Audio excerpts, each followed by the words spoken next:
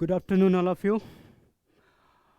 Yesterday we discussed about the fundamental rights from Article 14 to 18. Today we discuss about the fundamental rights given from Article 19 to 32, and now we discuss the right to speech and expression given under Article 19 clause 1.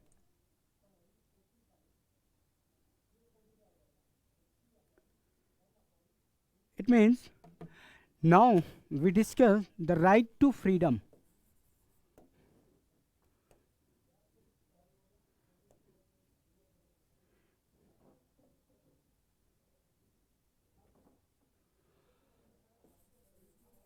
Right to freedom.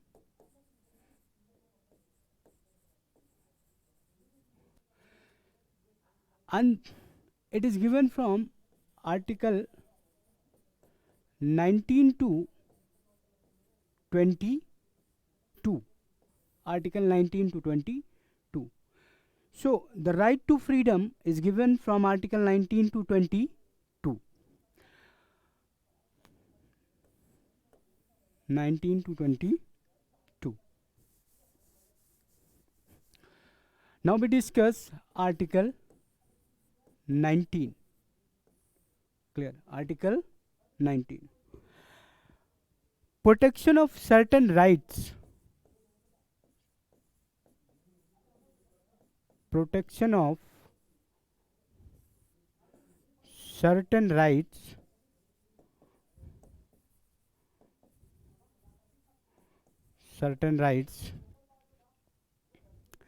regarding freedom of speech. Regarding freedom of speech. Regarding freedom of speech. अब बेटा हम देखते हैं कि ये article 19 कहता क्या है. So article 19 clause 1. Clear? In original constitution,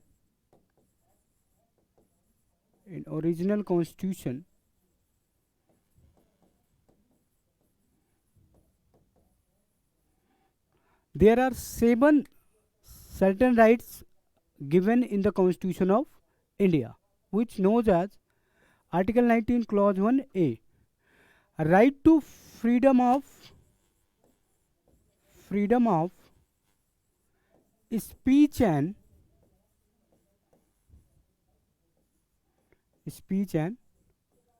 expression. Clear? Right to assemble peacefully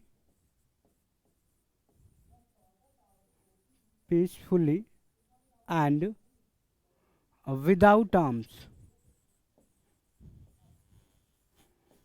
And the third one is to form associations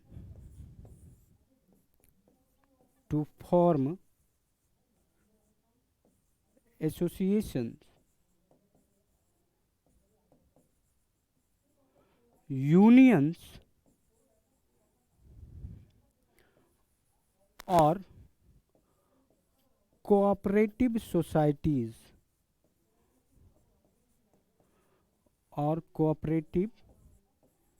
societies and the D is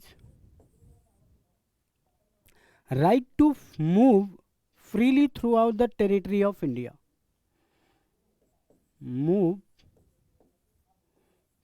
freely throughout the territory of India. Throughout the territory of India. E is a right to reside and settle. Right to reside and settle. Right to reside and settle. F is, and the F is right to acquire, hold, and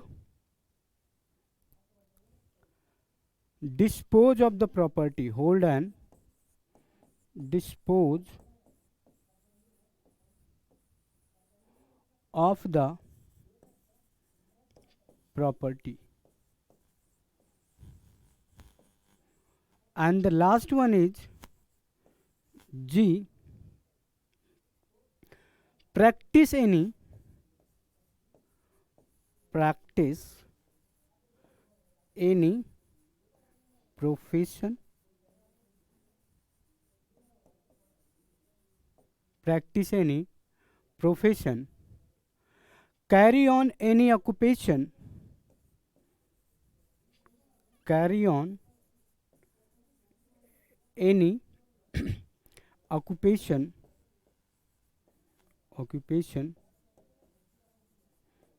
trade or business,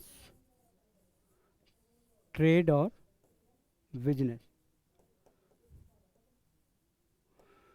So these are the 7 fundamental rights regarding the freedom of speech given in the Article 19 clause 1 in the Constitution of India. The F, acquire and hold and dispose to, right to acquire, hold and dispose of the property. It was omitted. It was omitted by 44th Constitutional Amendment 1978. It means beta, the Article 19 clause 1F is not a fundamental right in present. Then what type of right it is? It is an legal right. It is an legal right. In the part 12 of Indian Constitution under Article 300A. So if someone asks you that right to property is what type of right given in the Constitution of India under Article 300A, then you have to answer that it is an legal right. Till 1978 it was an fundamental right, but it was omitted by the 44th government constitutional amendment 1978, and now this is an legal right. You got my point? So we will discuss all these rights in a comprehensive way in dictation. But before doing this, we have to also know that any right is not unlimited. Any right is not unlimited. We have to remember that any right is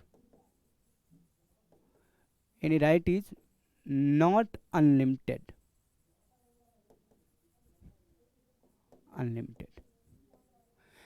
According to the Supreme Court of India, there are some reasonable restrictions.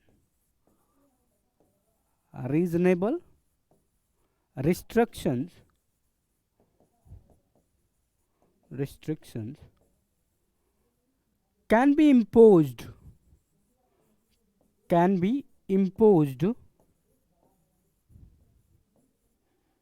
by the state. According to the Supreme Court of India, that reasonable restrictions can be imposed by the state. State means the government. And we have to also know one thing, that the grounds are given also in Article 19 clause 2.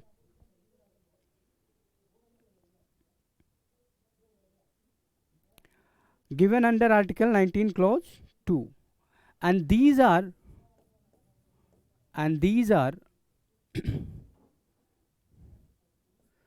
national security,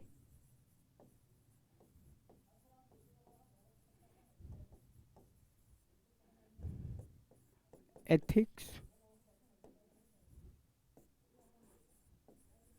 morality,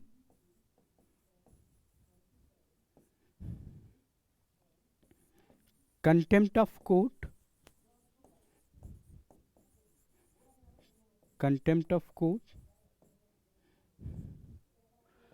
relation with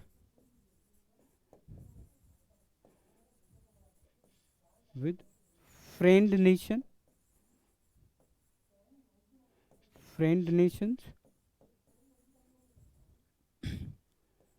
clear, defame,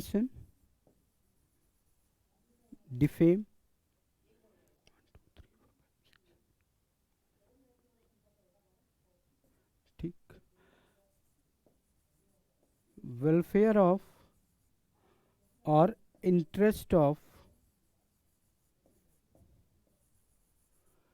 SCN, ST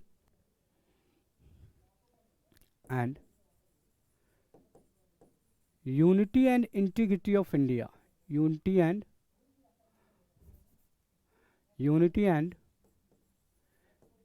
integrity of nation. So there are some grounds for the reasonable restrictions are given under Article 19 Clause 2 in the Constitution of India, and these are unity and integrity of the nation, national security, ethics, morality, contempt of court, relation with friend nation, defame or welfare and interest of SC and STs. Clear? Now we discuss in the detailed form that the next, right to freedom of speech and expression. Right to freedom of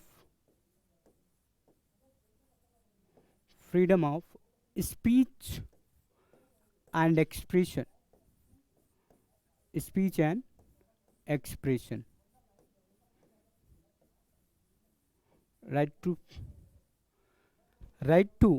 freedom of speech and expression. We have to know that it is an important aspect of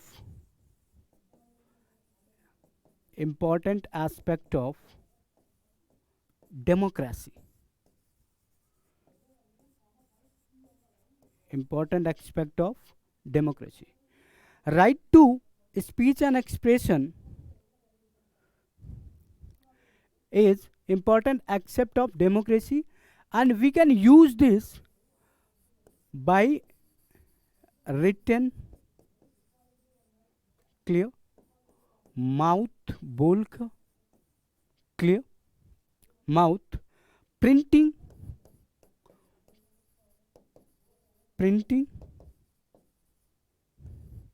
or any other form of or any other mode.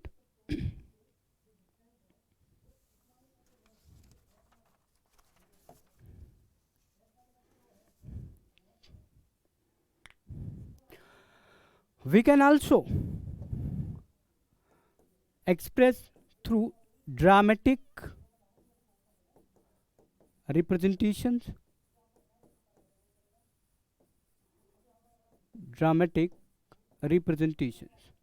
clear, and we can also express or use our right to speech and expression by being silenced. If we are not replying to someone, it is our and fundamental right.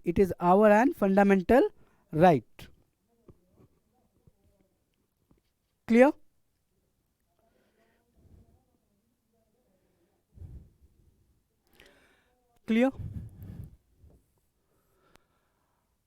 इतना समझ में आ गया? So in the right to speech and expression, Recently, Supreme Court of India state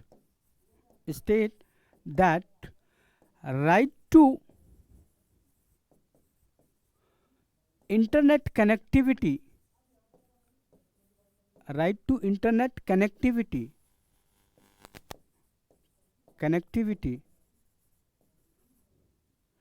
is part of is part of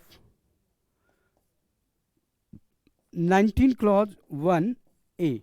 It means beta that it is our fundamental right to access the internet connectivity, and it was given and it was states by the Supreme Court of India during the hearing of some petitions filed by some activists regarding the cancellation of internet connectivity services in the Jammu and Kashmir region. Clear? In the Jammu and Kashmir region. Now we see that the freedom of press, freedom of press, freedom of press is also freedom of press is also included under Article 19 clause 1a.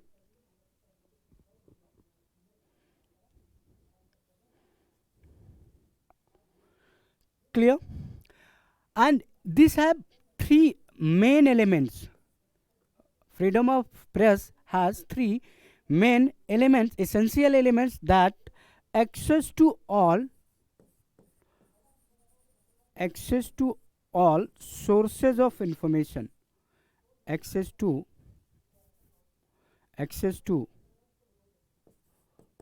all sources of information, all sources of information,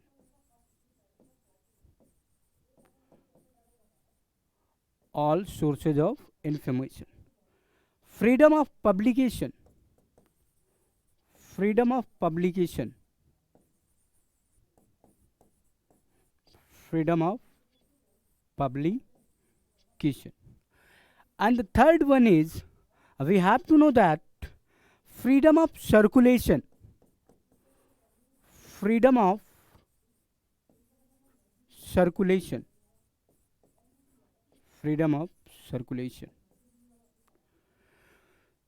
So be seen that there are three main essential elements of the freedom of press, and that access to all sources of information, freedom of publication, and freedom of circulation.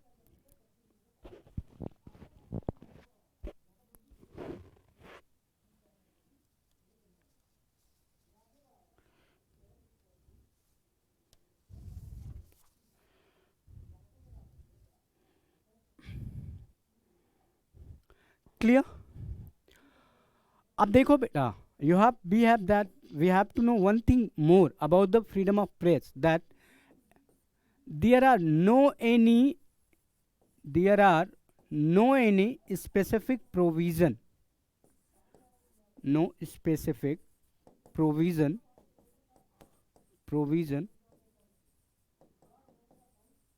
regarding the freedom of press, regarding the freedom of press, regarding the freedom of press in Indian Constitution, in Indian Constitution, in Indian Constitution. I want to say that there is no any press house beside text or electronic or written media cannot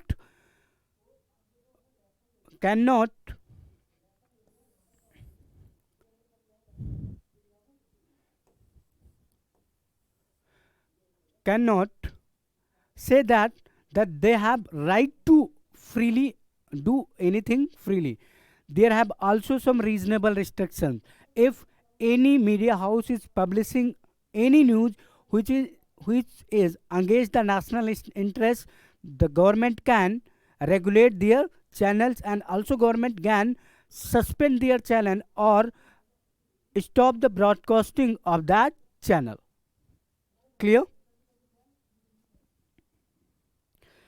And for regulation of press, the Right to Information Technology Act, IT Act 2000 के अंदर, IT Act 2000 के अंदर, the union government can regulate the media houses. Clear? Got my point?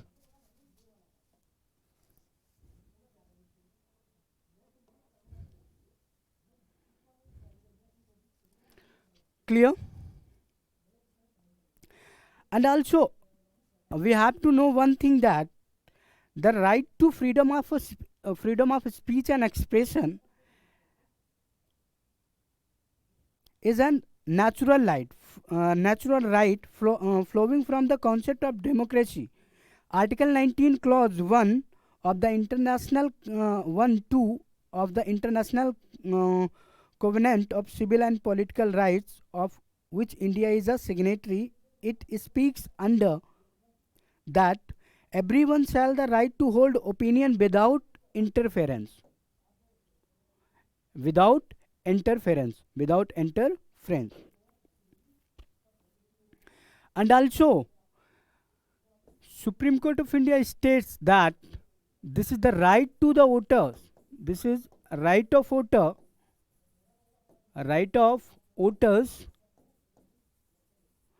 to know.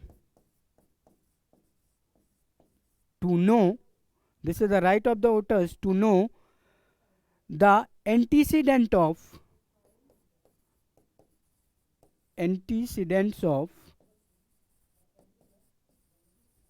their candidates.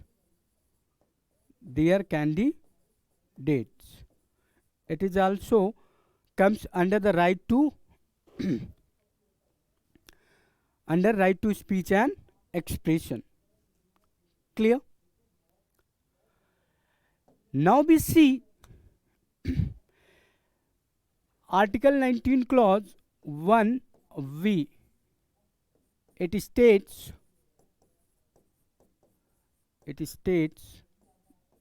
that every citizen have right to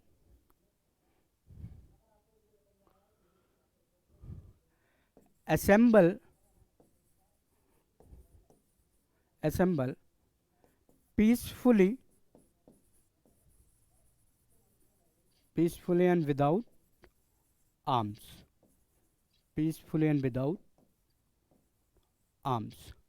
It means, beta, if I have some differences on any views, on any matter of discussion with the government, I have right to assemble peacefully and without arms to oppose the government of India, to criticize the government of India or any state government. Clear? But it should be also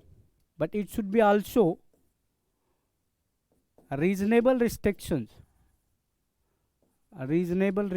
also here on the public order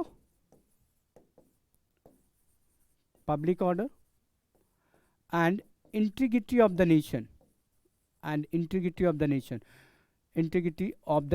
The government of any state and union can impose a reasonable restrictions on this freedom to assemble peacefully and without arms on the issue of public order and integrity of the nation. We know that in last year the Haryana government has imposed restrictions to assemble on the roads for namaz by the Muslims, and behind this the government of state of Haryana argues that if we made the roads for the public transport, not for the worships, if the peoples will gather on the roads, it will affect the traffic, and it will and due to this there shall be arise a issue of public order, law and public order. Clear?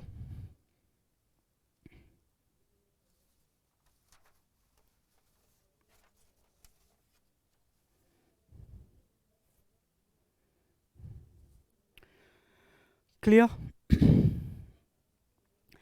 And also the government and also the government imposed Indian penal code 144 IPC के section CrPC के section 144 को impose कर देगी। CrPC के section 144 को impose कर देगी government, और इसके through prevent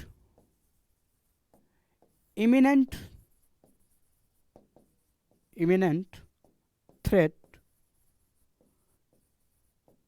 to public order. To maintaining the public order, the government of any state or the union government can impose the section 144 of Criminal Procedure Code to prevent imminent threat to the public order.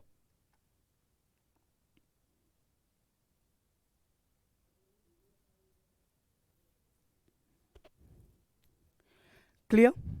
Now we see the Article 19 Clause 1 C, namely as to form associations,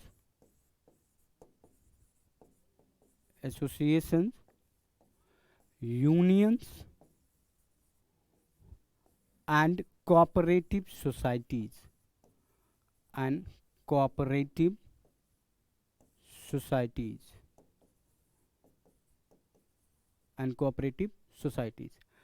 We have right to form association or unions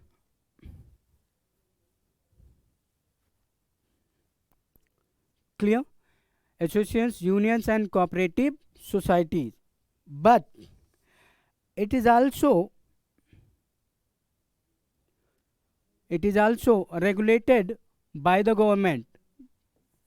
Government can impose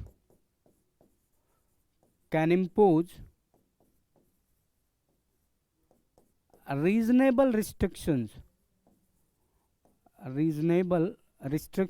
on the grounds of public order,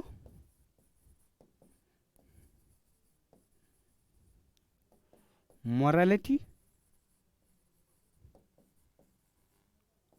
and sovereignty and integrity of the India, and sovereignty and integrity of India. It means beta that any citizen of India can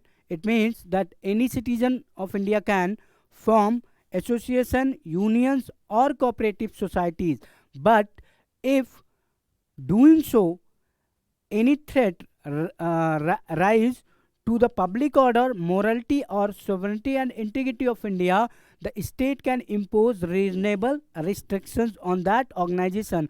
We have right to form the association, but we cannot form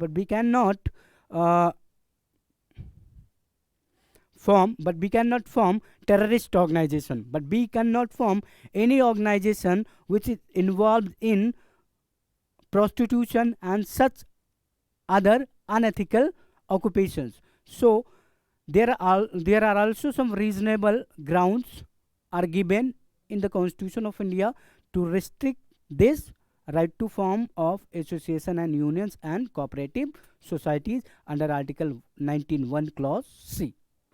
Clear? I hope all of you getting my points. Clear? And one thing, there is a word strike. Does this strike is a fundamental right or not? Clear?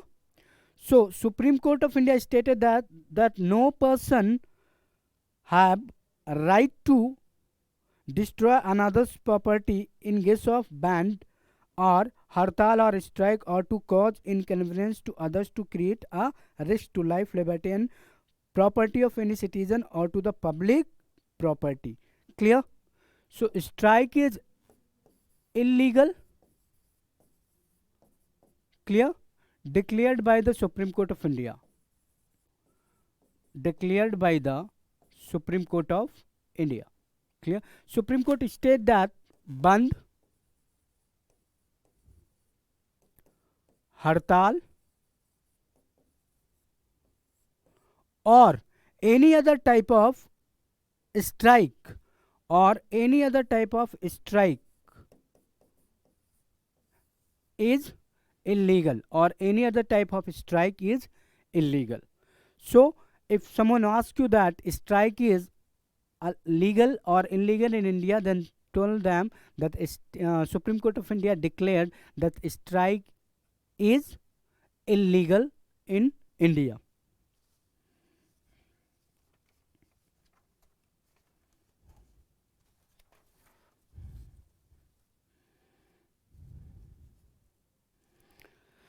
Clear? एक चीज और देख लेते हैं बेटा, यहां पे एक और मुद्दा आता है, right to association. Right to association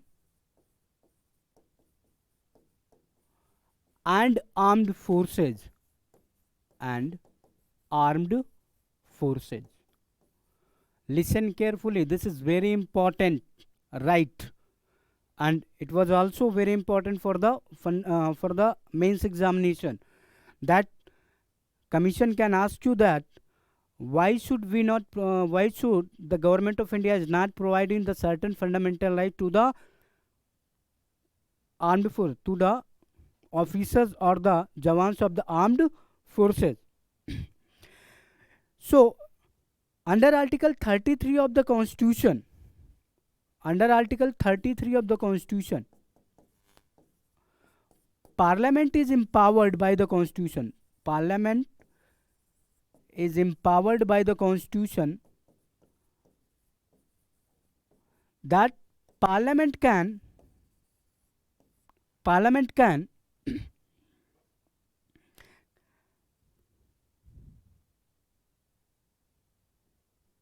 can modify can modify the rights for armed forces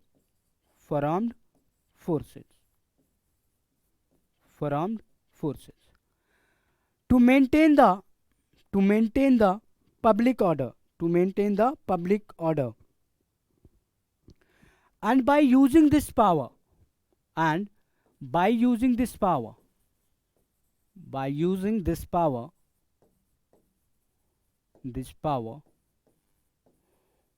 parliament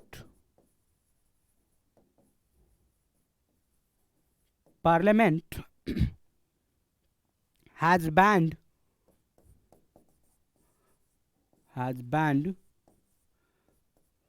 the formation of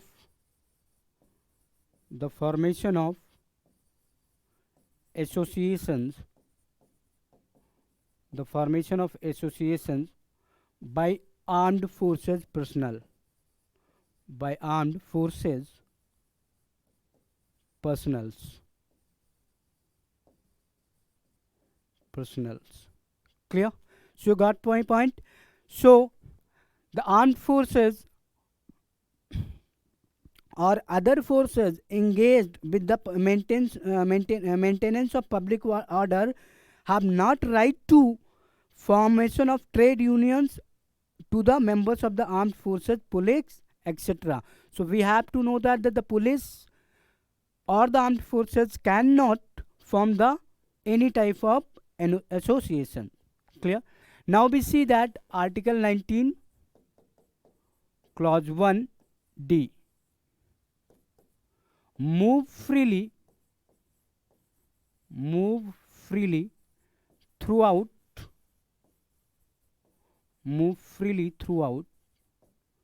the territory of India,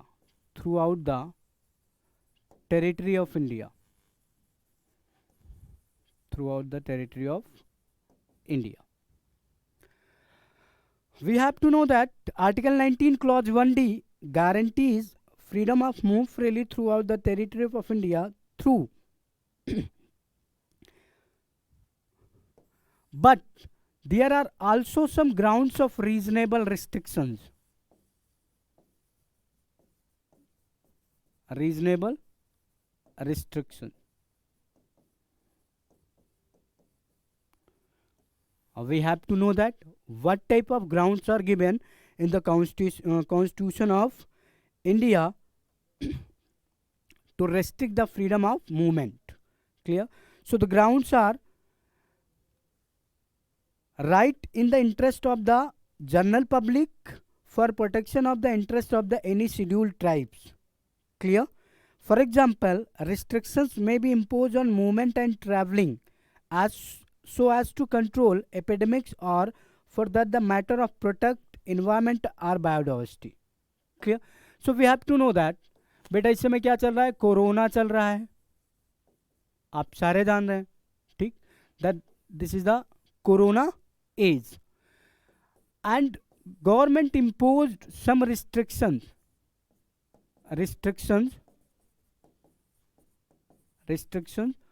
on movement of peoples, clear? This is provides ground for the interest of general public,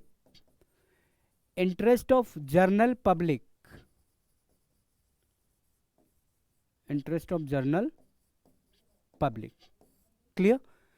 Interest of general public.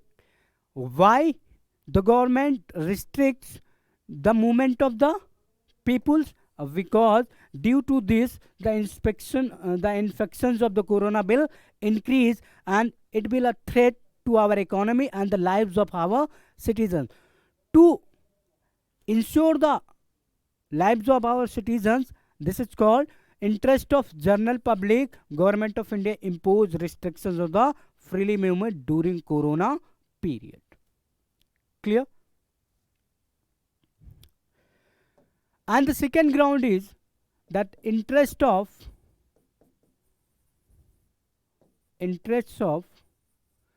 ST, scheduled tribes. As we know that some tribes of Andaman Nicobar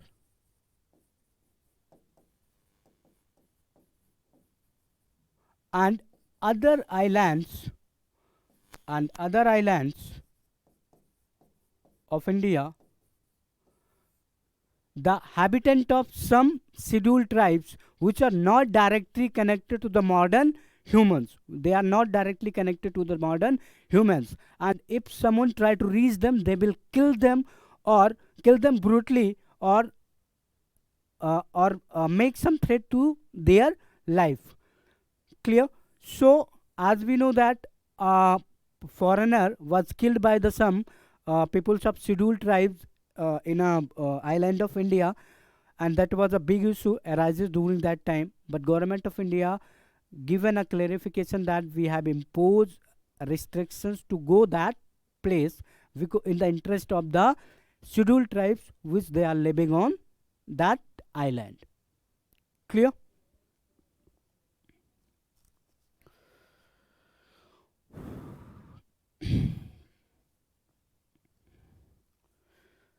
Clear? And now we see that right to reside and settle. Every citizen have right to settle and reside within the territory of India. In the territory of India.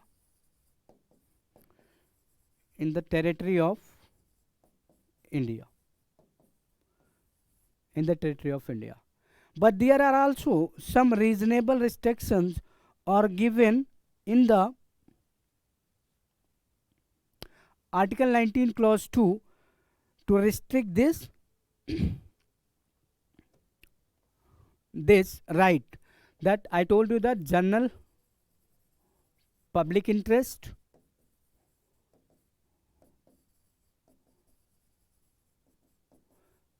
and interest of ST, scheduled tribes. So there are also two grounds are given to impose reasonable restrictions on the right to settle and reside in the territory of India. And why the constitution makers provide this right? So the objective is to remove the barriers within India. Constitution makers thought that if we provide right to settle and reside in the territory of India, this will remove the banners is sorry remove the barriers of caste, religion, sex, gender, in or any other barrier which is working in the social structure in India. It will removed by this. Clear? Removed by this, and so that the constitution provide a right to settle and reside.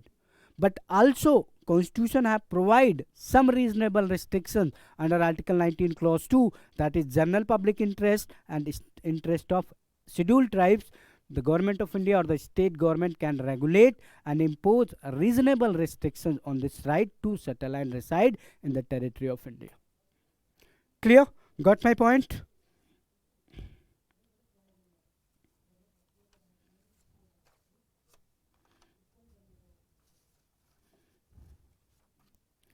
Clear? Now we see article 19 1G. I had also discussed about the 1F, that it was omitted by the 44th Constitutional Amendment 1978, and that was omitted by the Janata Party government. That was the Morarji Desai was the Prime Minister of India. So article 9 to profess any profession,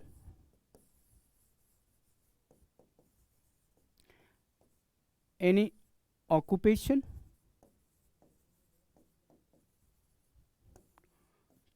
trade or business, trade or business, trade or business.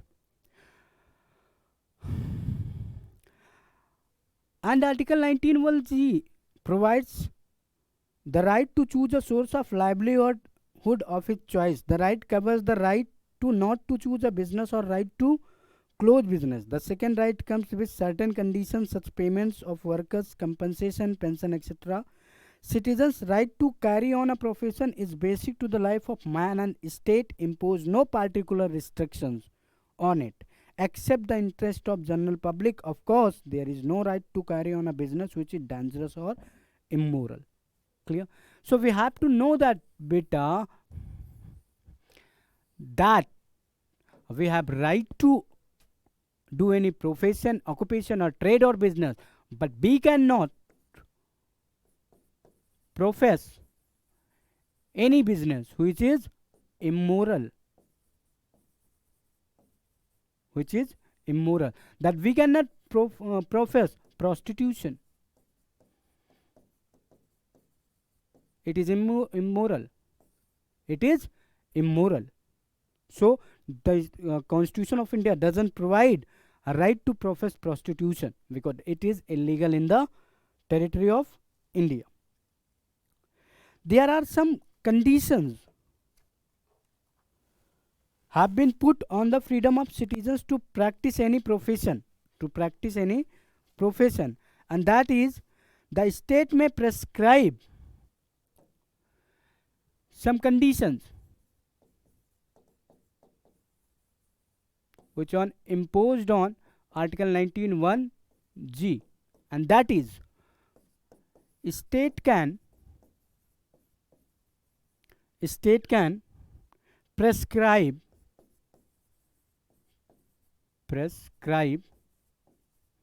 some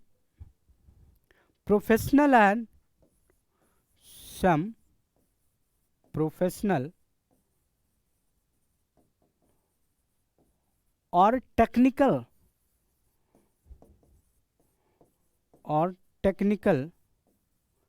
eligibilities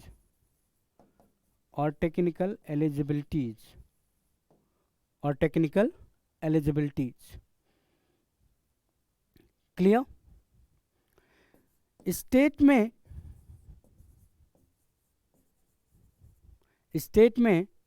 exclude completely or partially or partially or partially the citizens partially the citizens or any other entities from carrying any business from carrying any business any business. So this was right to freedom under article 19, and there are some reasonable restrictions given under article 19 clause 2. Clear? Given under article 19 clause 2. So we have discussed the certain rights given under article 19, and they were right to freedom of speech and expression, right to assemble peacefully and without arms, right to form any association, union, or cooperative society, right to move freely throughout the territory of India, a right to reside or settle in the territory of India, and right to profess any profession, carry on any occupation or trade or business. But there are some reasonable restrictions, grounds of reasonable restrictions are given under article 19 clause 2, which have already we have discussed that what type of the grounds can the state impose reasonable restrictions on that. So I hope all of you will understand this very well, and now we will discuss about the article 20. Now we will discuss about article 20. Article 20 of the Indian Constitution.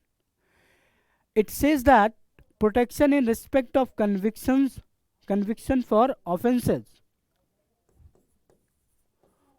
Protection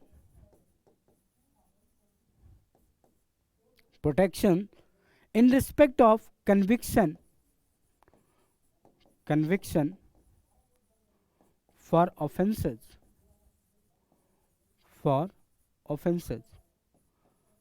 and under this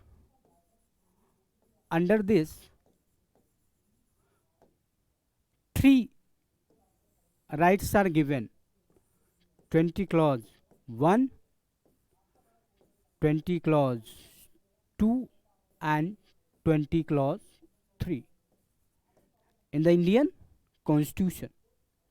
Clear? It states that no person shall be convicted of any offence except for violation of law in force at the time of the commission of the act charged as an offence, nor be subjected to a penalty greater than that which might have been inflicted under the law in force at the time of commission of the offence. Clear? No person shall be prosecuted and punished for the same offence more than once. No person accused of any offence shall be compelled to be a witness against himself. So, protection, we will discuss in detail this protection from against ex post facto law. Against ex post facto law.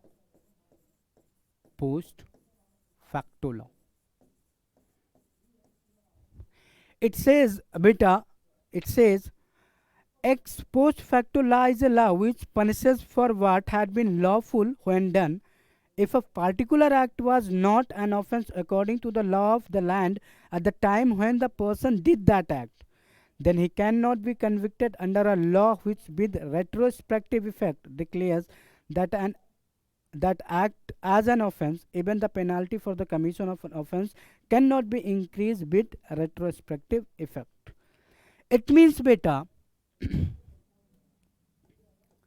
if I had committed for a murder, if I am committed for a murder and there are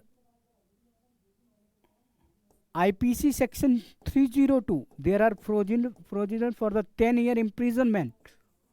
10-year imprisonment for the murder. 10-year imprisonment for the murder. I have murdered someone on 20th of October. Clear? So, I will punished under the law of the land which was present on 20th of August 2020 and in force of law. Also in force of law. If any law which is made by the legislature of India or the any state legislature regarding this 302 regarding this, it will not be imposed on me, because during that time I was committed for the offense, I was committed for the crime that was not in force. So any retrospective law, criminal law cannot be imposed with any criminal law cannot be imposed with retrospective effect.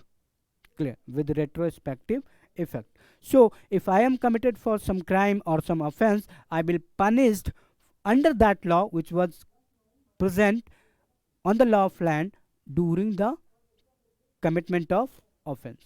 Clear? So it was protection against ex post facto laws. Clear? Ex post facto laws. Clear? And second one is no person shall be persecuted. Dual jeopardy. Dual jeopardy. It means beta, I will be punished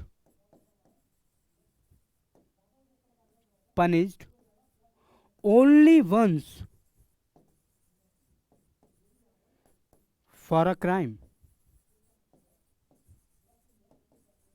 For a crime.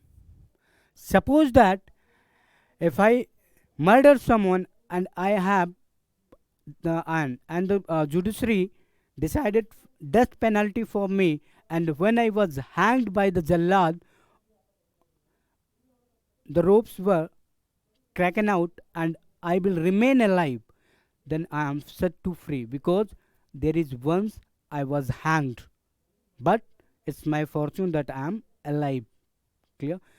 And also there are a issue arise that if any government employee done any unethical thought and any charge under corruptions, it will be that person shall be suspended by the department and also punished by the judiciary. Clear? Then it means the person is facing two types of the punishment, but the executive punishment shall not be included under dual jeopardy. Only the punishment given by the judiciary of India shall be included under this. It means the judiciary of India cannot punish any person two times, more than once for a single crime. Example that Ram Rahim got 20 years imprisonment for two different cases. For one rape case, they are convicted for the 10 years, and also other for one rape case, they were also convicted for the 10 years.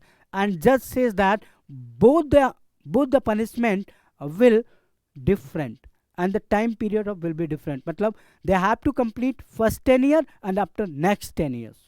Clear? They have to complete the first punishment, after that the second punishment. So possibly they have got, finally they got imprisoned for 20 years. Clear? For 20 years. Clear? And the third one is protection against self-incrimination. Protection against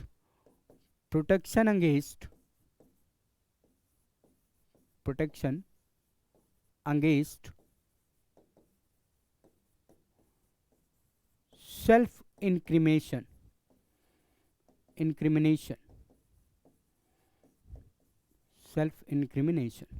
It means anybody cannot force me to cannot compel me to a witness against myself. Cannot compelled for witness against myself. Against myself.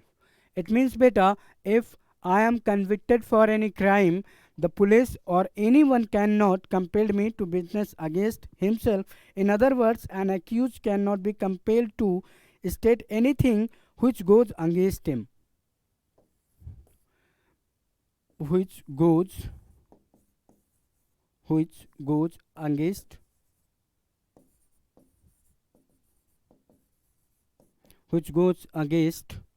himself, against him. Clear? So by forcing him to witness against himself, the accused is assumed to have committed or been a party of the crime. The cardinal principle of criminal laws is that an accused should be presumed to be innocent till the contrary is proved. भैया कहने का मतलब है any person is not considered a criminal till that the crime which that person has committed shall be proved in the court of law. जब तक किसी भी न्यायालय में अपराध की पुष्टि नहीं हो जाती, हम उसे अपराधी नहीं कह सकते. Clear? So, protection against self-incrimination. There is an issue arise about the narco analysis. Narco analysis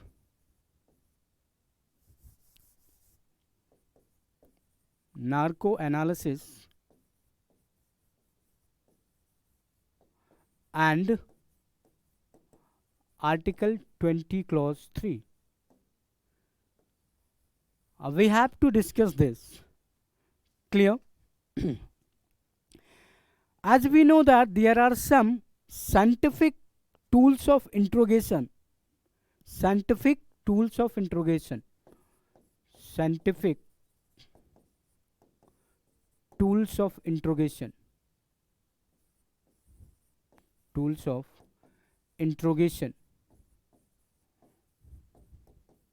Such as lie detector,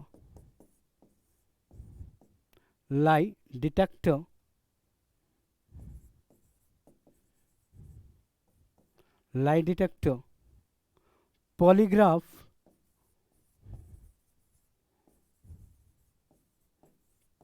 or narco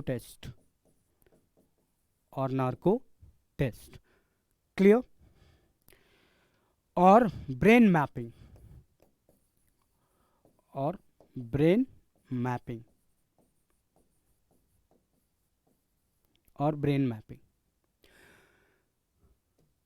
It was a big issue that if any person is not opening that mouth before the police and the crime is heinous, the scientific tools of interrogation can be used by the police authorities. Clear?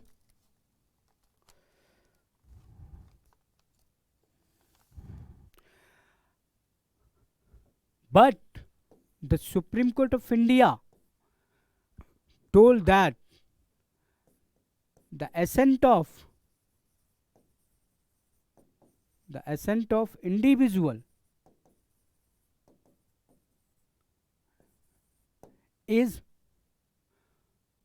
compulsory. It's compulsory for that type of interrogation or test. Clear? Without assent of individual, the court have told that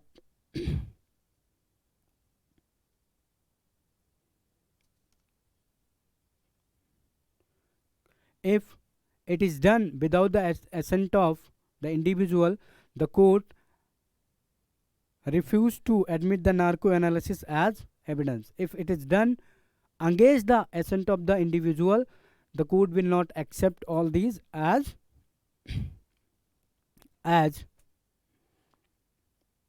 proof of evidence. Clear? The reason is that although confession made to the police or in the presence of the police is not admissible in court, the information is admissible by which an instrument or object used in commission of crime is discovered. The Supreme Court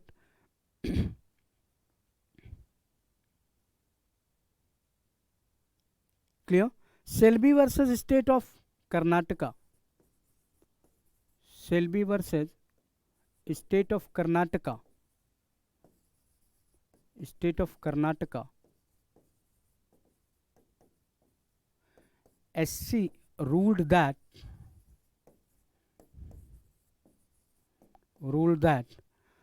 all three tests conducted against the bill of person as unconstitutional.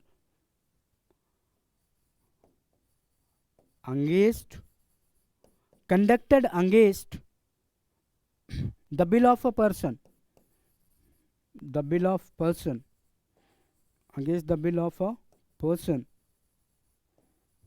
is unconstitutional and void under Article 23 and under Article 21. It means, beta, if all tests are done without the will of a person, this shall be unconstitutional and null and void under Article 20 Clause 3 and Article 21, a right to life and liberty, a right to life and personal liberty.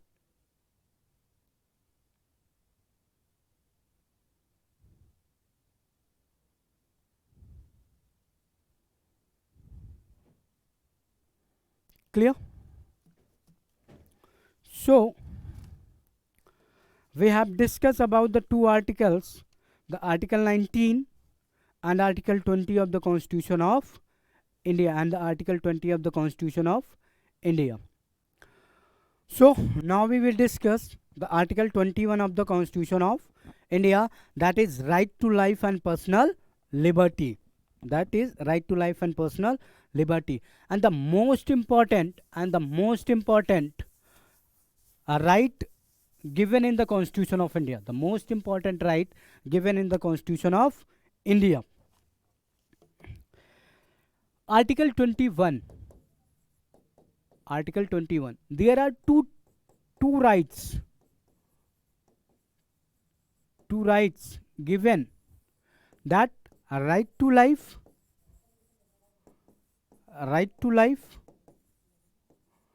and personal liberty. And right to life and right to personal liberty. Right to life and right to personal liberty. Personal liberty. Clear? Article 21 states that no person shall be deprived. Clear? It states that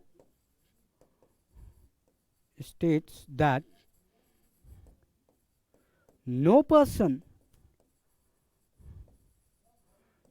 shall be deprived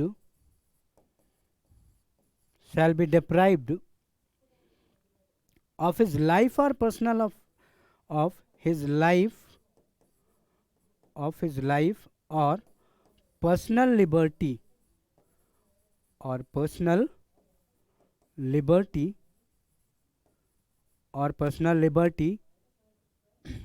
except according to the procedure established by law.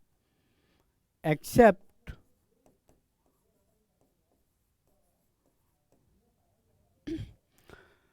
procedure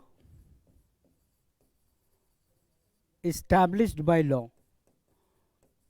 Procedure established by law. It means the state cannot deprive anyone. It means, beta, state cannot deprive anyone without from their right to life and personal liberty without violation of any law of the land of the land. Clear? If I'm not violating any law which is imposed on the territory of India, the state cannot deprive me from my right to life and right to personal liberty. Clear? Right to personal liberty.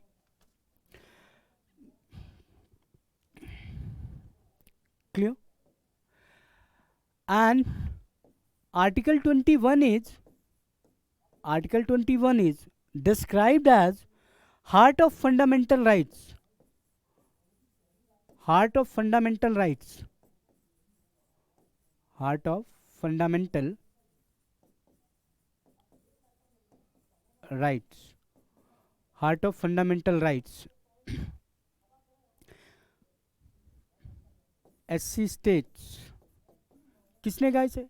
SC states that Article 21 is heart of the fundamental rights. Heart of the fundamental rights.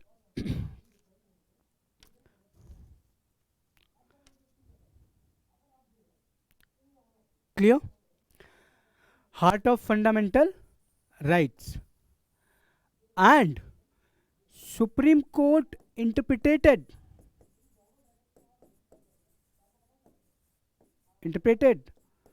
this article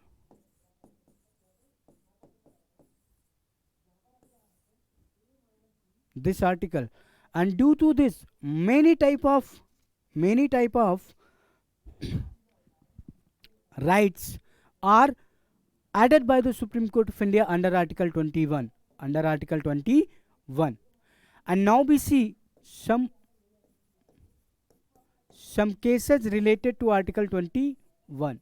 Some cases are related to Article 21.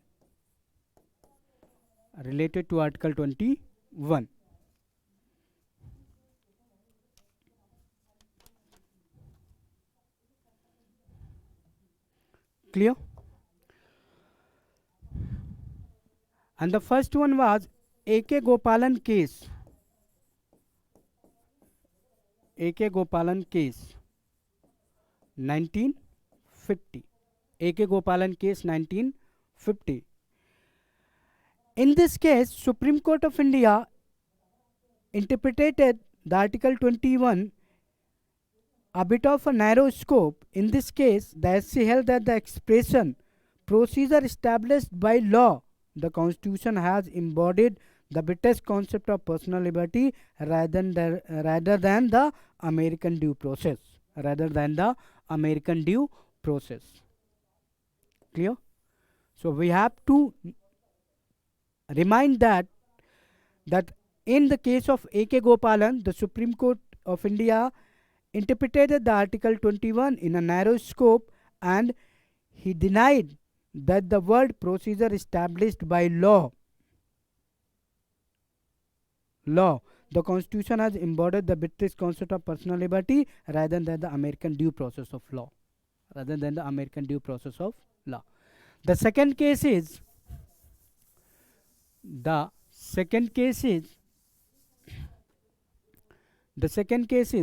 Menka Gandhi versus Union of India 1978. Menka Gandhi versus Union of India 1978. In this, Supreme Court ruled that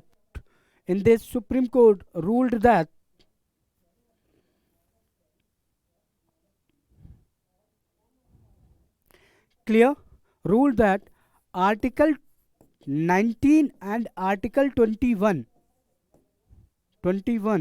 is Article 21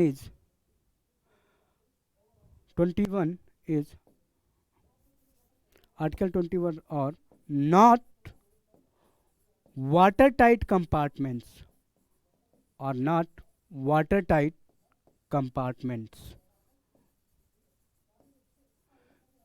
It means, beta, the Article 19 and 21 is not different from the one another. Clear? And also, Supreme Court state that concept of liberty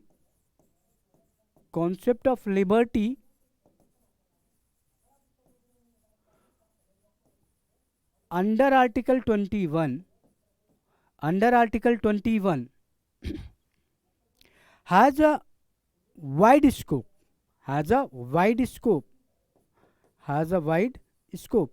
It means beta that the concept of liberty is too wide, which is given under Article 21,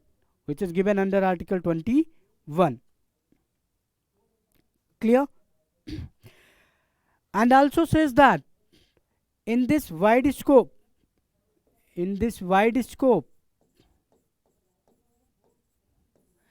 there are many other rights are included.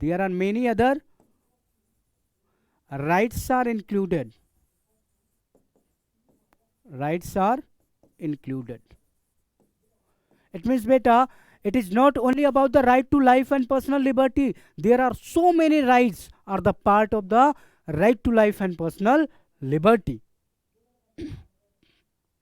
And some of them are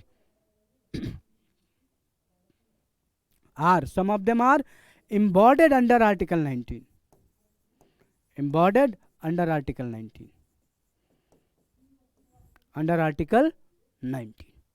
It means beta, Supreme Court of India accepted or ruled that the right to the Article 19 is also comes under Article 21. We will enjoy the freedoms given under Article 21 when we have the right to life and personal liberty. If we have not the Article 21, we are not able to enjoy the rights given under Article 19. Clear?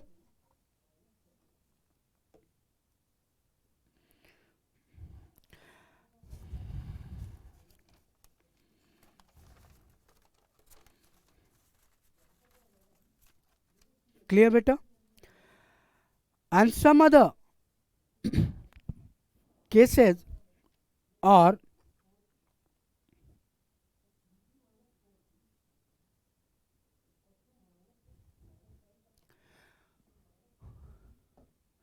this, it is an important case that Unni Krishnan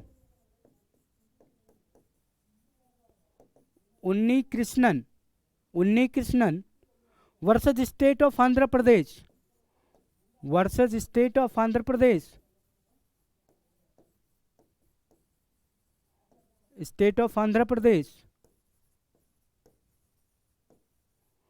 Andhra Pradesh 1993 SC states, Supreme Court of India states that the court give a list of rights that under 21 covers based on the earlier judgments. Clear? पिछले कुछ निर्णयों के आधार पे supreme Court of India ने एक पूरी list दी. Supreme Court of India have issued some a list of rights comes under Article 19, under Article 21. We will write down some of them. Some of them, and some of them are right to privacy.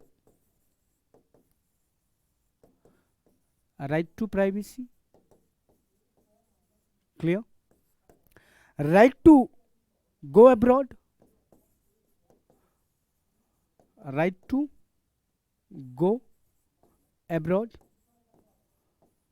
It was first interpreted in Menaka Gandhi versus Union of India. Clear? Menaka Gandhi versus Union of India. And the other one is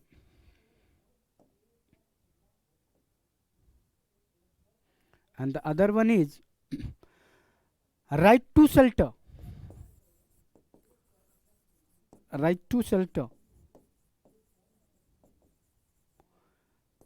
Right to medicine.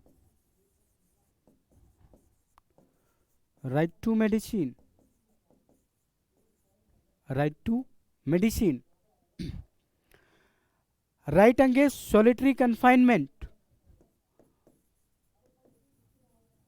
Right against solitary confinement. You have to write down all these rights comes under Article 21. Right to social justice and economic empowerment. Right to social justice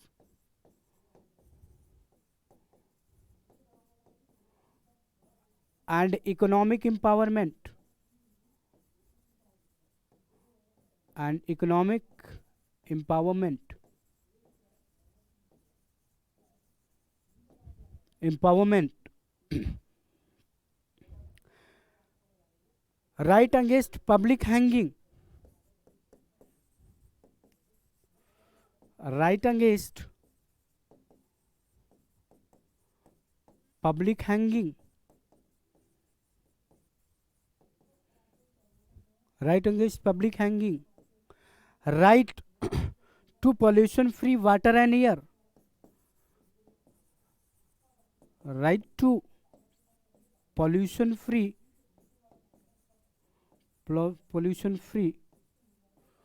water and air. Water and air. It means beta, if we are inhaling polluted water and we are inhaling polluted air and we are drinking polluted water, it is the violation of our fundamental rights under Article 21. Right to education. Right to education. We will discuss this under Article 21A further under Article 21A. So these are some rights. So these are some rights dictated by the Honorable Supreme Court of India under Article 21. Under Article 21. Now we see a important aspect of the Article 21 given in Indian Constitution, that right to life and suicide. Right to life and suicide. Right to life and suicide.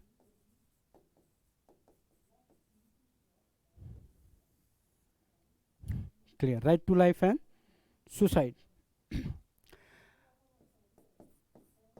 IPC section 309 makes suicide a criminal offense. Suicide is criminal offense. Is criminal offense. Is criminal offense. Is criminal offense. There were many debates on whether this should continue, since mental health experts have argued that people who attempt suicide needs adequate counseling and not punishments. Clear? Not punishments. They need adequate counseling. They need adequate counseling. Counseling, not punishment. Adequate counseling, not punishment. Clear?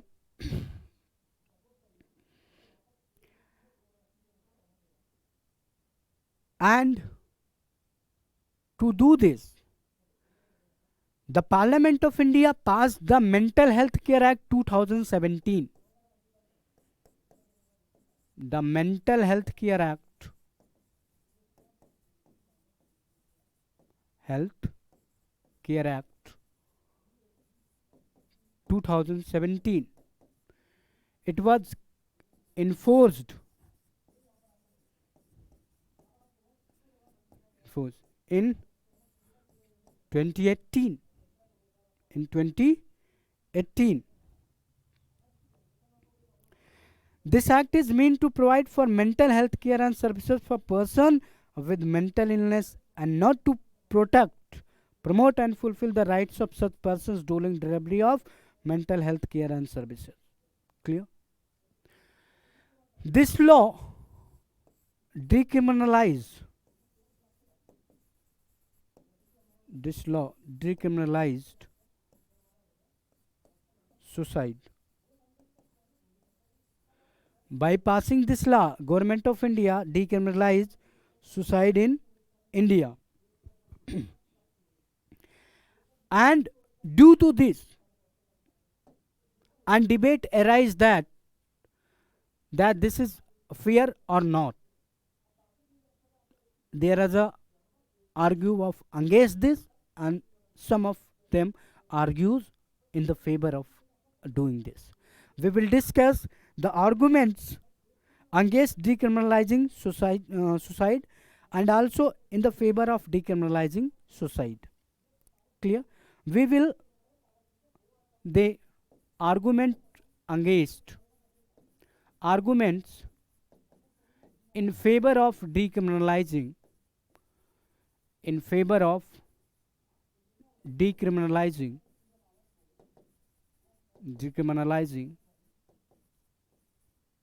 suicide.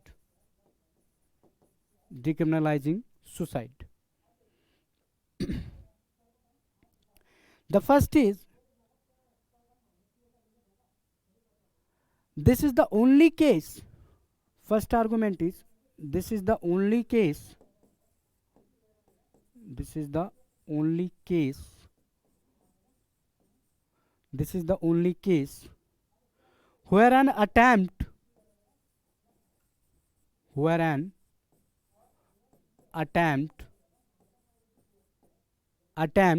is attempt to a crime attempt to a crime attempt to a crime attempt to a crime is punishable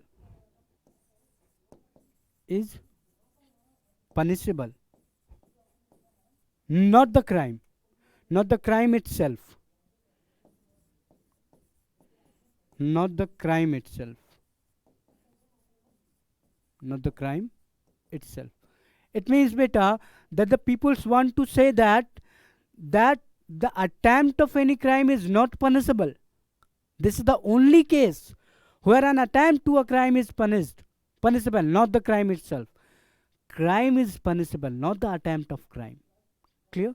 So this is the only case. The first argument that this is the only case where the attempt of crime is punishable, not the crime itself. And the second argument for this, suicide is committed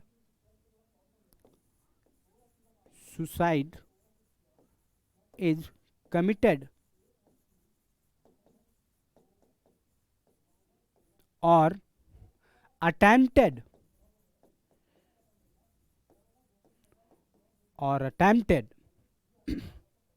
by people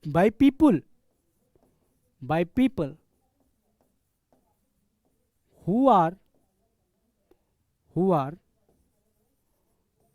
depressed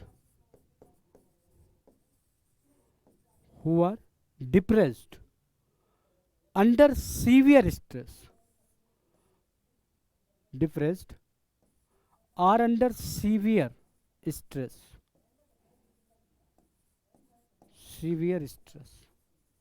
or under severe stress. People who attempt suicide need counseling. Clear? They need counseling.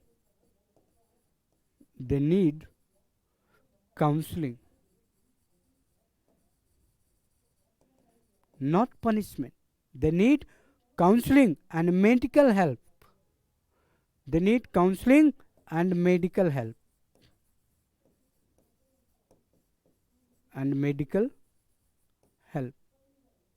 They need counseling and medical help, not a jail warden, severe authority.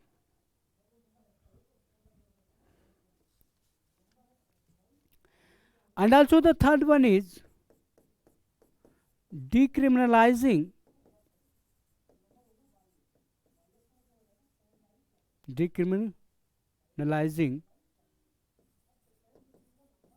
suicide decriminalizing suicide is an attempt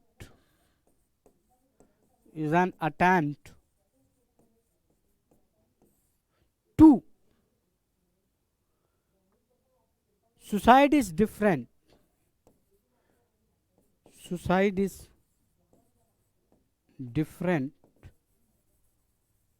Suicide is different from conferring the right to die. From conferring the right to die. Right to die.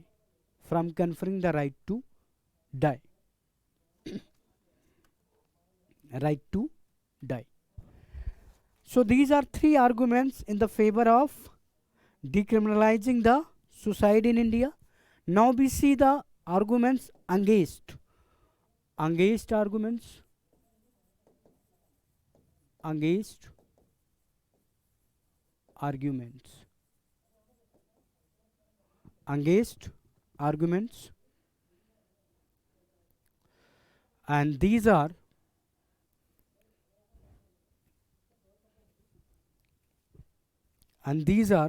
that no person has a complete autonomy with respect to his her life. No person have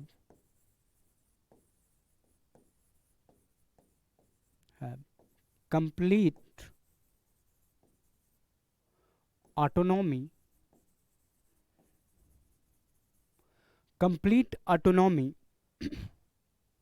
with respect to his her life. With respect to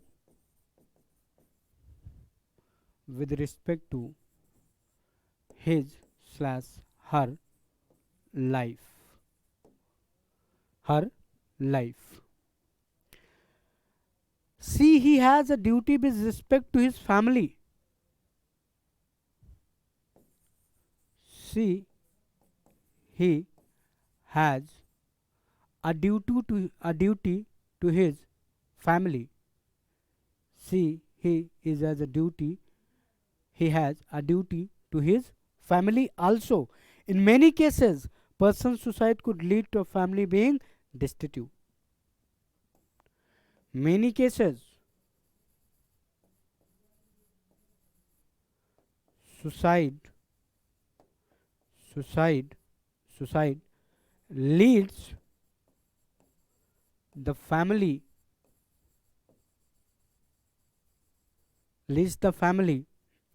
to family being destitute.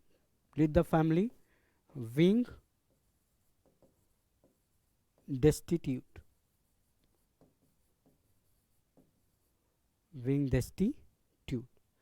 The second argument against the decriminalization of suicide is it might lead to decriminalizing the abatement to suicide. The counter argument to his point is that suicide alone can be decriminalizing by having the necessary amendments or legal provisions to cover abatement to suicide.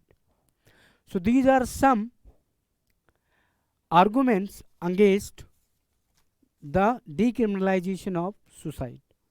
So we had discussed that right to suicide and right to life and suicide very abruptly. And now we discuss the right to life and euthanasia. The right to life and euthanasia. Right to life and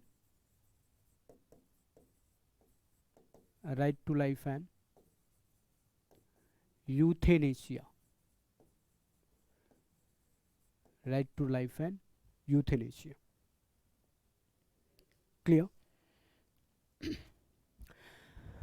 Look beta, there are many debates on whether the right to life also extends to the right to die, especially to die with dignity. Euthanasia is a topic that is frequently seen in the news.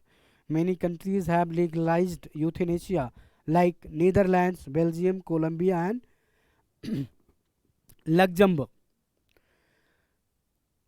Euthanasia is a practice of intentionally ending life. What is euthanasia? Intentionally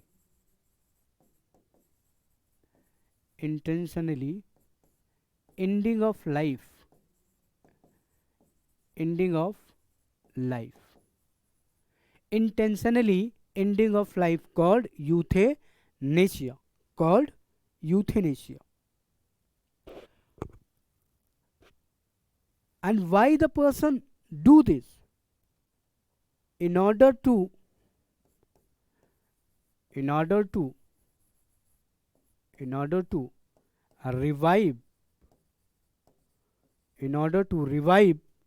or relieve suffering and pain. Revive from pain and suffering.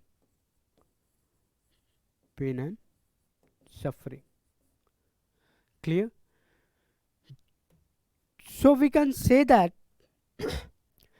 the practice of intentionally ending in life in order to relieve suffering and pain is called euthanasia. It's called euthanasia. And euthanasia is also known as, it is also known as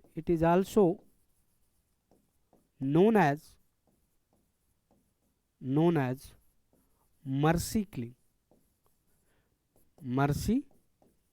इसे दया मृत्यु भी कहते हैं. क्या कहते हैं बेटा? इसे दया मृत्यु. This is also known as mercy killing. Now we see that how many types of euthanasia. Types of euthanasia.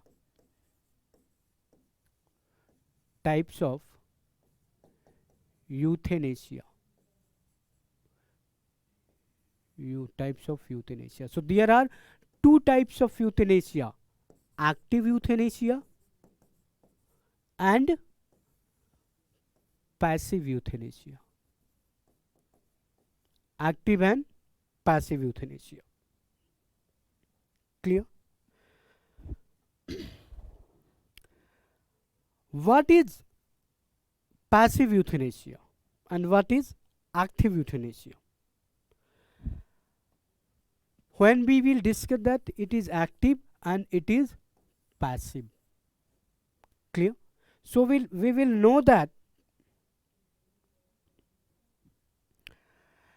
there is where a doctor intentionally intervenes to end someone's life with the use of lethal substances. Clear? End of life by the use of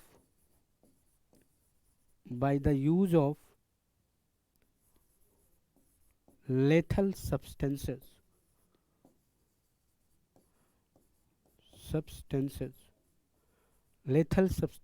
It's called active euthanasia. Clear? And what is passive?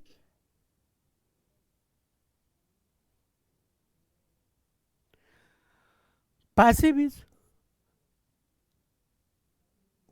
there is no chance to revive.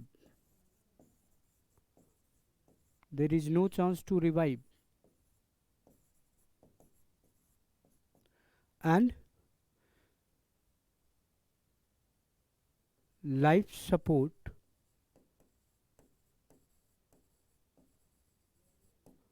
withdraw.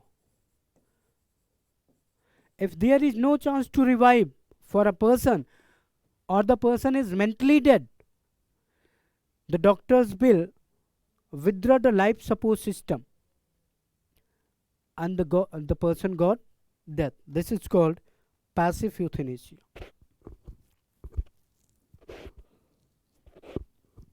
And some other euthanasias are present, but these two are the main: active and passive euthanasia. Clear? Some of countries made that euthanasia is legal.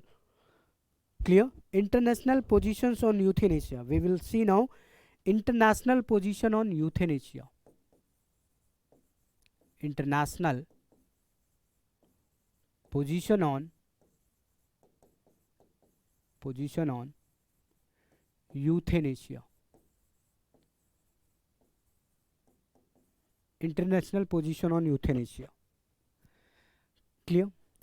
So we have to know that beta in the Netherlands and Belgium, both euthanasia and physician assisted suicide are legal. In Germany, euthanasia is illegal, by physician assisted suicide is legal. Both euthanasia and physician assisted suicide are illegal in India, Australia, Israel, Canada, and Italy. Clear? So in Netherlands,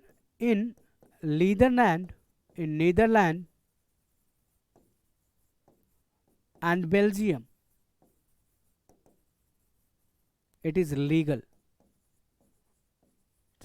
But in India, Australia, and some other country, it is illegal. It is illegal. Now we see the euthanasia in India. Euthanasia in India. Euthanasia in India. Euthanasia in India. Euthanasia in India. As we know that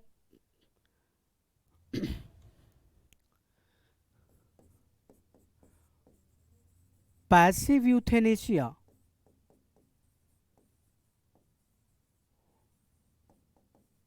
is legal in India. Passive euthanasia is legal in India. In 2018, Supreme Court states that passive euthanasia by means of withdrawal of life support to patients in a permanent vegetative state. Clear? SC legalized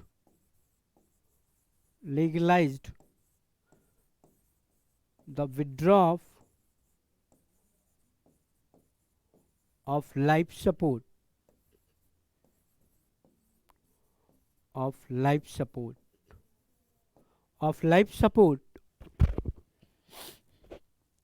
to patients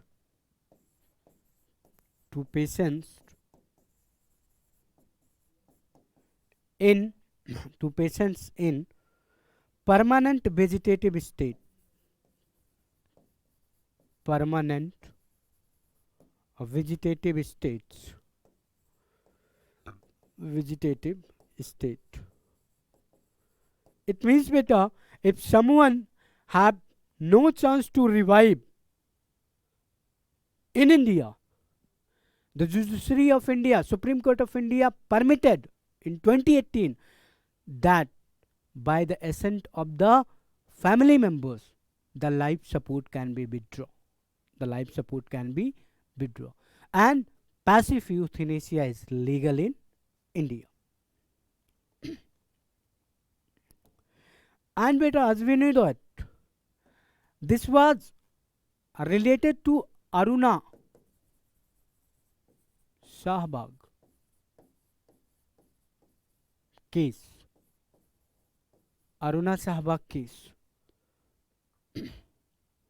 This decision was made as a part of the verdict in famous case involving Aruna Shahbag, who had been living in a vegetative state.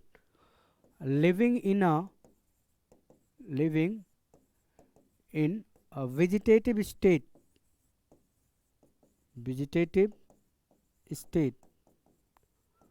from last 4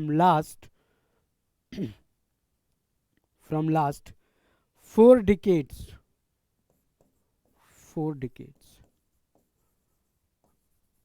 until his death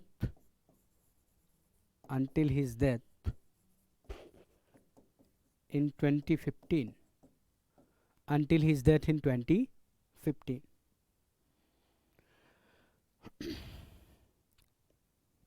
The court rejected active euthanasia by means of lethal injection.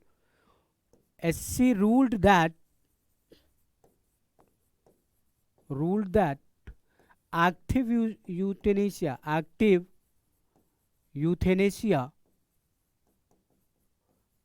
is illegal. Active euthanasia is illegal. And court rejected the use of means of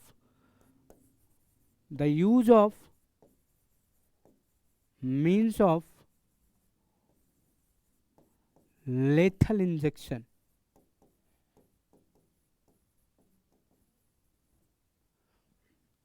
SC rejected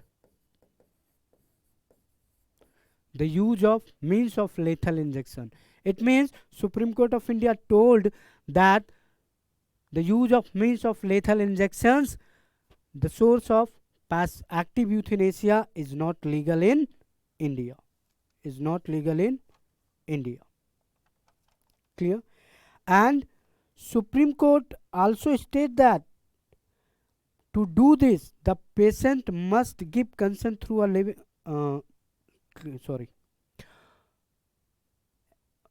The means of lethal injection. As there is no law regulating euthanasia in the country, the court state that its decision becomes the law of the land until the Indian Parliament enacts a suitable law. It means बेटा जब तक parliament of India कोई law नहीं बनाती, this law shall be treated as an law. Clear?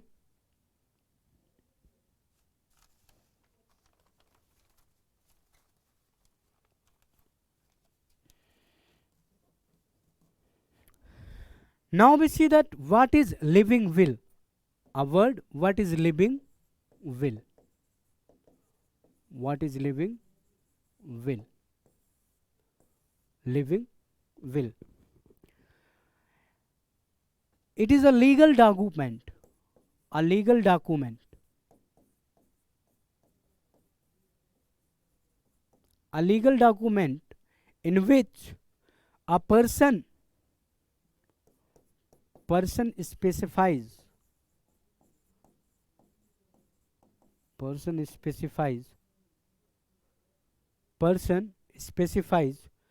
actions should be taken for their health if they are no longer able to make such decisions for themselves due to illness or incapacity. Clear? What actions should be taken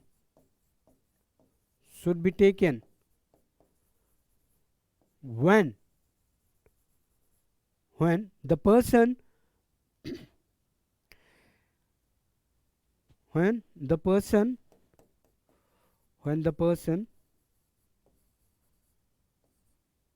is not in condition to decide. Clear?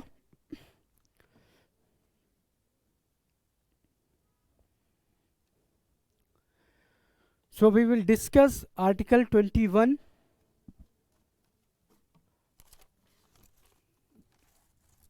Article 21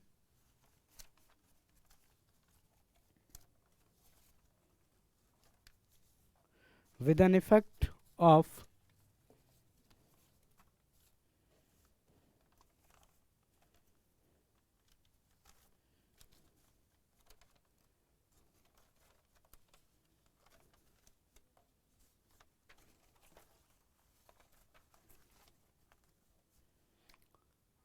with an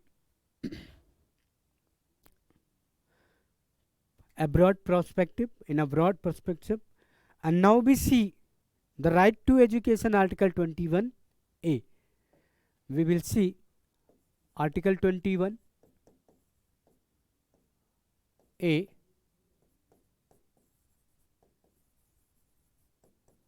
Right to education. Right to education. Article 21 states that state will provide state will provide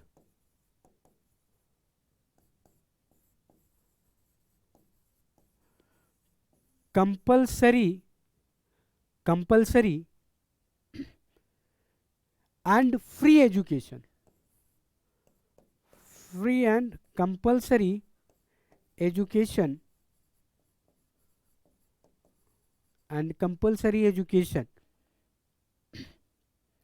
to all the children of 16 to 14 years.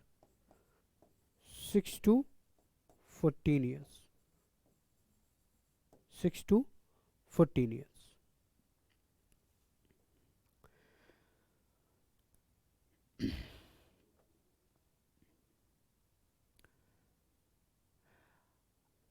And for doing this, RTE Act was implemented.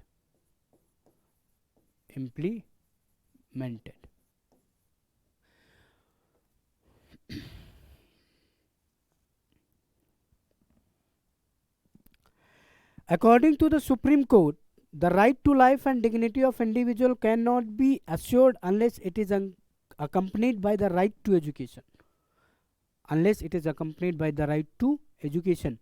So, Supreme Court states that a right to education is part of Article 21. Right to education is a fundamental right. And the Parliament of India, by the 86th Amendment Act 2002, and now a new Article 21A has been added after Article 21. Accordingly, right to education has been made a fundamental right and has been deleted from the list of directive principle and state policies. So, right to education is fundamental right in present under Article 21A. Clear? So, we have discussed the Article 21A as well as Article 21. We will see now the Article 22. The Article 22. Protection against arrest and protection against arrest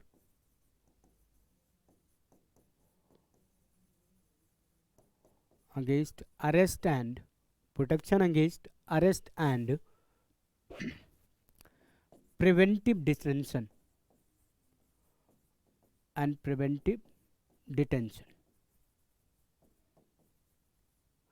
Under this, the three rights are given. 22(1). It states that any person who is in custody have to be informed as to why he has been arrested. A right to know a reason of arrest. A right to know a reason of arrest. 22 subclause 2. 22 subclause 2. It states that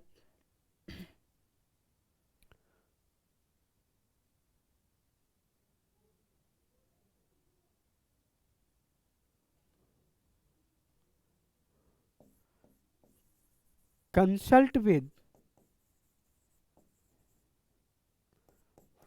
favorite or desirable counsel. Clear? The arrested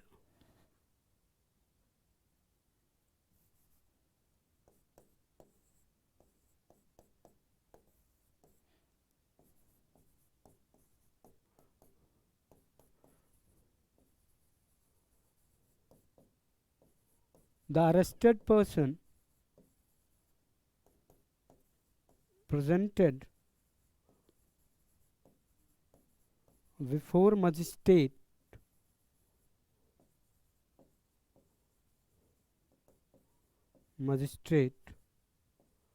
within 24 hours, within 24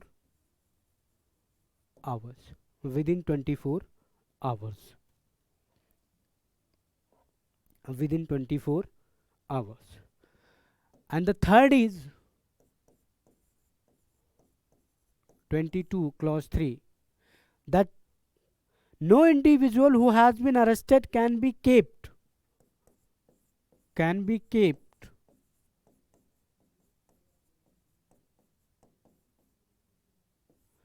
in custody more than the period determined by the judicial magistrate. Custody more than the period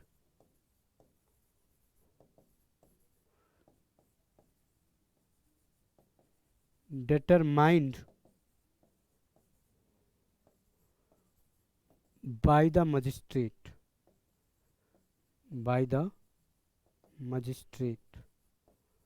determined by the magistrate. Clear? So these are the three safeguards for the person who are arrested under arrest or preventive detention. These safeguards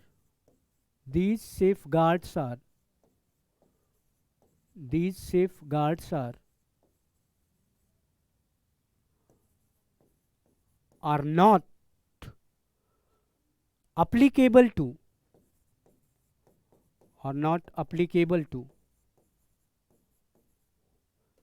to enemy aliens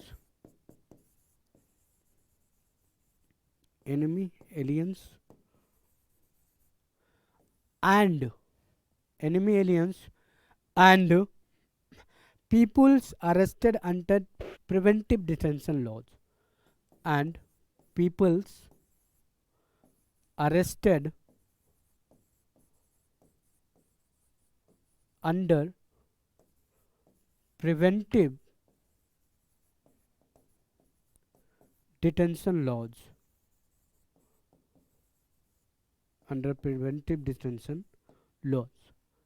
What are preventive detention laws? But as we know that a people shall be arrested after committing the crime, but if a person was arrested before committing the crime, it was called preventive detention. Clear? And preventive detention is a subject of state list. It was a subject of state list.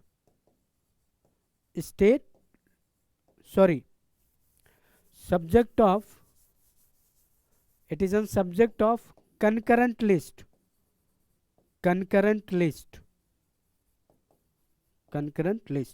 So the union and states both can make laws on this.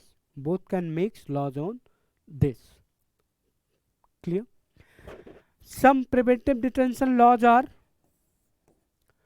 Makoka, Gajoka,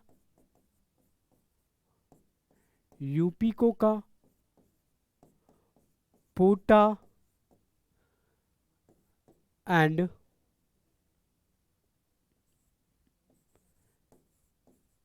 Mapopa.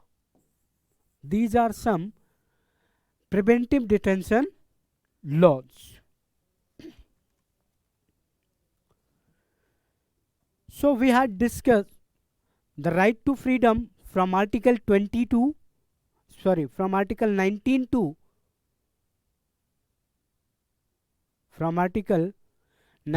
22, from Article 19 to 22, and all these are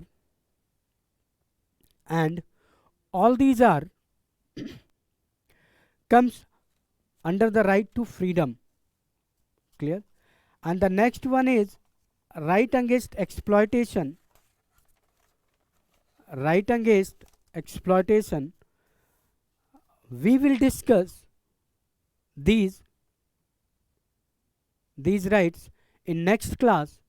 I hope all of you will enjoying my classes, and kindly subscribe our channel, hit the like button, and also provide your valuable comments, and also share these videos on your WhatsApp, Facebook and Twitter and all other social media platforms. That's why we have to gain a broad reach for the welfare of the students. So please and please subscribe our channel, and also comment and like my videos and all the videos which are coming on our channels. Thanks for watching my videos. Thank you so much. We will meet in next class. Thank you.